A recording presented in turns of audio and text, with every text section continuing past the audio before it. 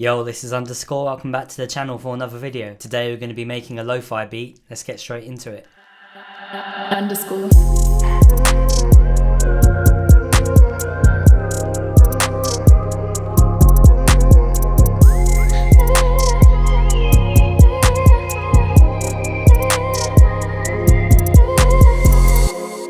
Okay, so today I want to make a lo-fi hip-hop beat. This is something I'm a little bit new to, so we're going to be experimenting a bit to try and make the right vibe. So we're going to start off with the basics that I think most people would assume about lo-fi, and then from there we can experiment a bit and try to figure it out for ourselves. I'm going to start off at a really slow BPM, just at 60, and then we can bump it up if we need to. And the first sound we're going to use as the melody is going to be the piano. My favourite lo-fi hip-hop songs tend to always start with a good piano chord progression, and then we can build it up from there. So I've got this piano sound in Omnisphere, and I've got a bunch of effects on this from my last project. I'm not really sure what. So here's what the piano sounds like, pretty much clean, just a bit of EQ on it.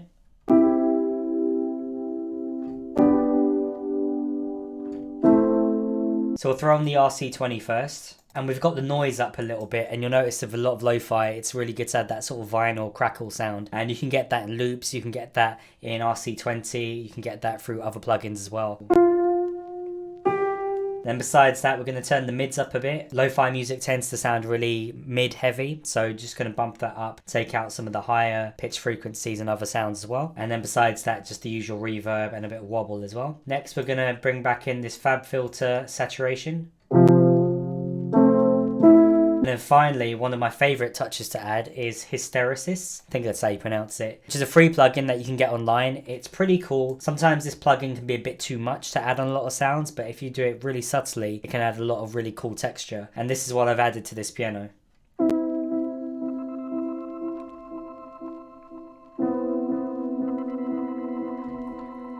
So you can hear it's got that really cool stutter effect and that delay that comes in. So I think together all these plugins have contributed to make the piano sound a little bit more cool and weirder than it usually would be.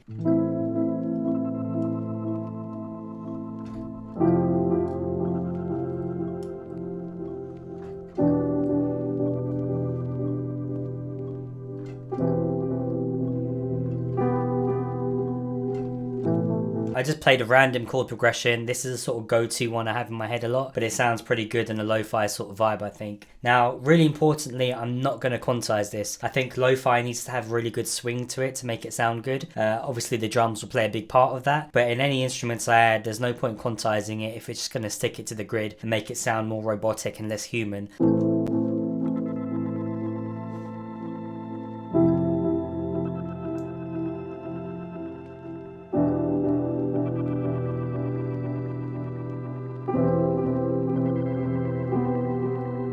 So now, like I've been doing a lot recently, I'm going to go straight into the drums, and this time I'm actually going to play it in live using a drum kit. So I'm just going to play in live a really basic drum pattern and try to make sure it has a bit of a groove to it. Obviously we can move the notes afterwards if we need to.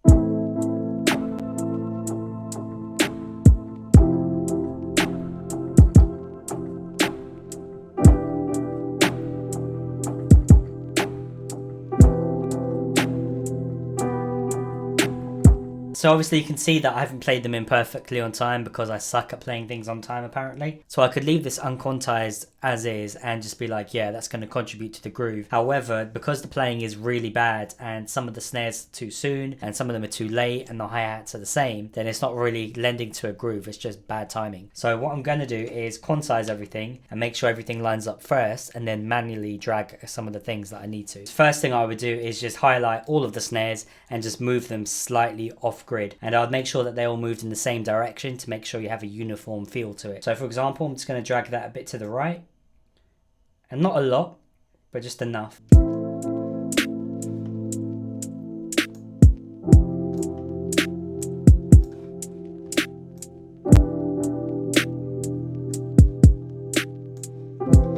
And now I would do the same with all the hi-hats. So I'd take those and I would move them just a little bit forward, a bit less, and then I would leave all the kicks in position, and now they're going to sound more humanized. But I do just want to add a little bit of processing just to make them sound a little bit more sort of lo-fi, keeping in mind that lo-fi means low fidelity, which is more about the quality of the sound as opposed to hi-fi or high fidelity. Boost the mids up a bit And then we're going to cut out some of the lows and highs.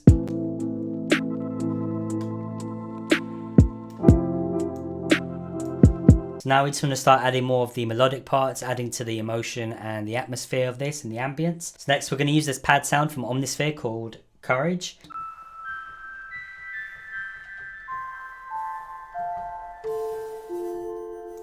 So it's a really subtle sound. I'm just going to pan it all the way to the left, bring it down in the mix, turn the reverb up, a little bit of delay.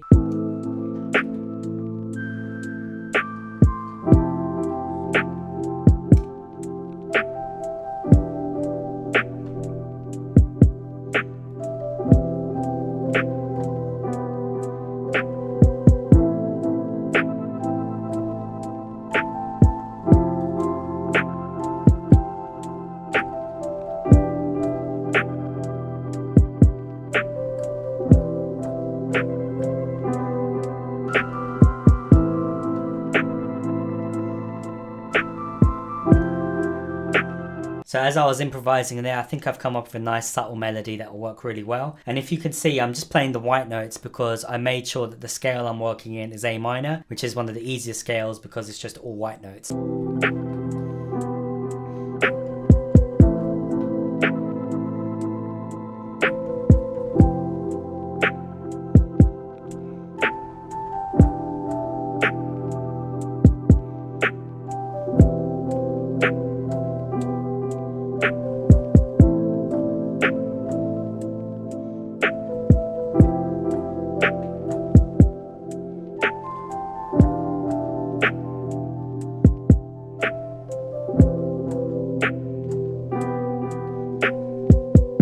I'm just going in to check the notes and maybe move one or two of them up or down, but most importantly I'm not quantizing it. As I mentioned before, I don't want to take away that really human aspect of it. Now we're sounding good, we've got a nice little foundation going. Next I'm going to add some of the background ambience. Now in a lot of lo-fi music you'll find there's going to be sounds like rain or like people talking, something that's going to sit really low in the mix. You can get these anywhere online, Cymatics, Looperman, Splice, and I'm just going to put it really low down, put a ton of reverb as always, and just EQ out a lot of the lows and highs.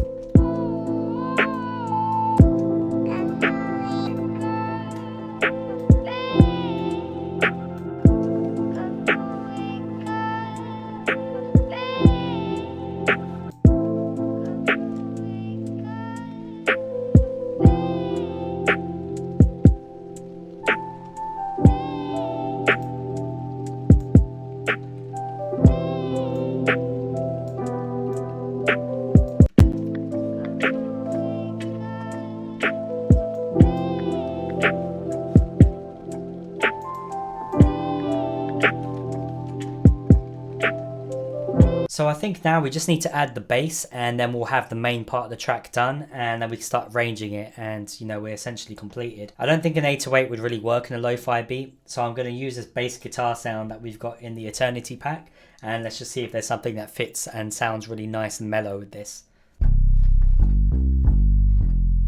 So I'm just going to start off by improvising, you know, following the chord progression roughly, keeping an A minor, doing a few different walking notes between the chords.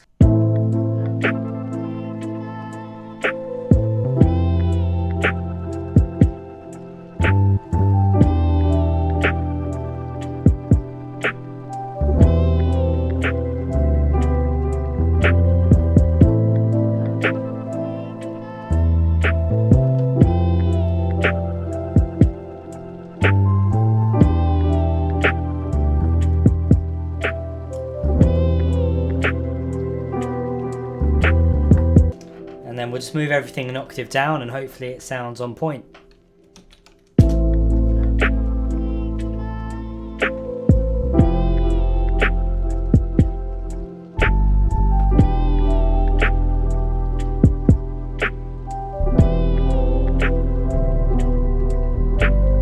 And there you go. That's how easy it can be to make a lo-fi beat once you understand the sort of basic concepts that you need. I'm just going to finish arranging this and throw in my tag, and I'll play it in a second. Thanks as always for watching, really do appreciate it. Make sure you subscribe and like the video if you're enjoying the content. I've got a lot more interesting videos and deep dives into different techniques coming out soon, so make sure you don't miss it. Anyways, as always, make sure you have a good one. Peace out.